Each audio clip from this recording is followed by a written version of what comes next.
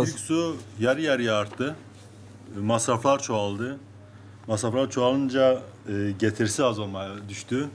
Ürünlerde satışlarda sıkıntı yaşıyoruz şu anda. Müşteriye fiyat verirken çekinerek fiyat veriyoruz. Günlük fiyatlar değişiyor. Metrekare olan halının fiyatı 500 lirayken bu sene 1200 liraya çıktı. Piyasalardan dolayı her şeye zam geldi, her şey yükseldi. Ya ister istemez her sektörü etkiledi yani etkilemedi diye bir şey yok. Bu zamlar halı sektörünü de etkiledi yani her kesimi de etkiledi yani. Ama işte yapılacak bir şey var mı?